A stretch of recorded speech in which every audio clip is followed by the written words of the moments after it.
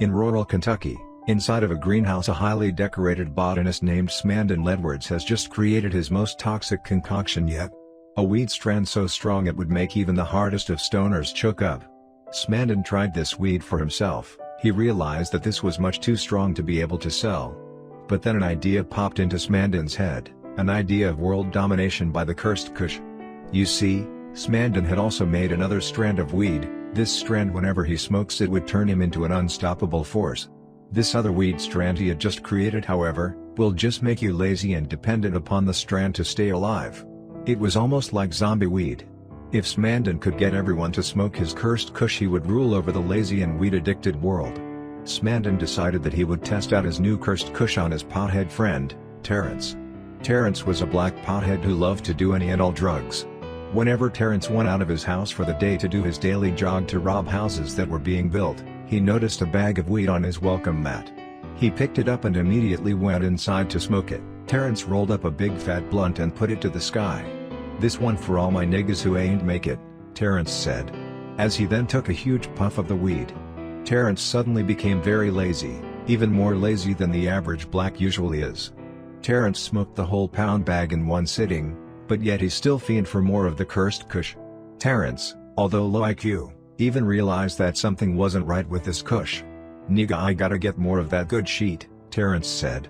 He then called up the white nerdy kid he used to bully in high school. This is because Terrence knew that he would have money and that he would be willing to give it to him for slave reparations. And so the nerdy kid answered. Bailey was his name. And I know what you're thinking, what a very feminine name for a boy, and indeed it was. Bailey agreed to meet up with Terrence and help him get more of the cursed Kush. "Now I just gotta figure out where a nigga can find this sheet," Terrence exclaimed. Bailey then used his computer nerdiness to track down Smandon Ledwards' address to a small house that seemed to be nothing more than a greenhouse. So Bailey hopped inside Terrence's Hummer that he stole from an old white lady and they were on their way.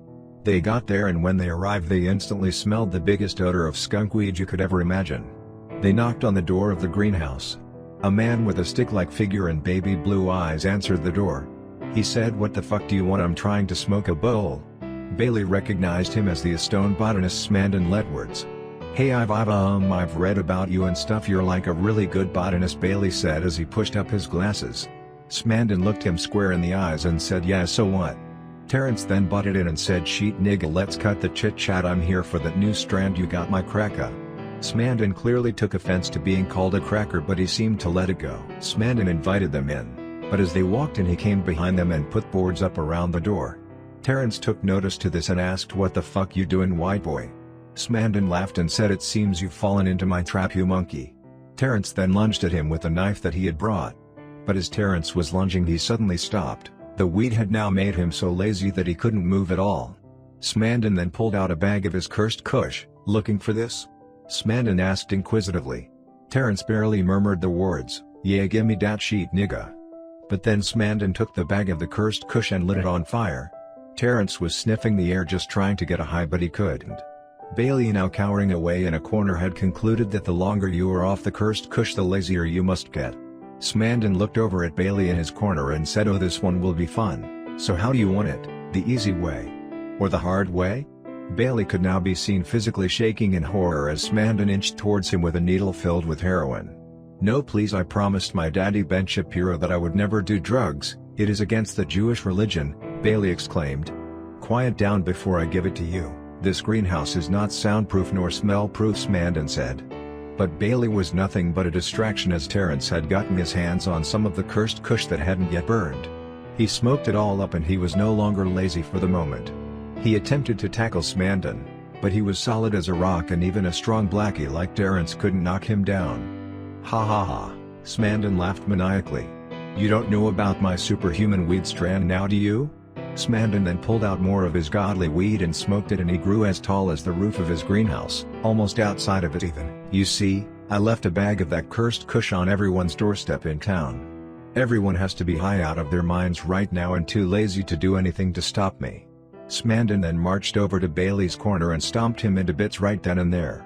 "Sorry Terrence, it's nothing personal," he said as he slapped Terrence into the wall of the greenhouse. And then kneeling on his neck until he could no longer breathe. Then Smandon managed to take out the rest of the town because everyone was much too high on the cursed Kush. Then Smandan took it statewide, then he took it national, and finally and most recently he took it global. Currently the world population stands at 2, me who is writing this, and Smandan Ledwards who is currently destroying the world with the help of his godlike weed strand. I don't know how much longer I have left, and I hate to have witnessed my son's death. But I'm as of right now, doing fine in my bunker that was given to me because I am Jewish and have connections. I am the only one in the world that hasn't been forcefully given the cursed Kush, and I hope that I can stay that way. But the likelihood of that with a godlike creature such as Smandan Ledwards roaming the area looking for any survivors, is very low.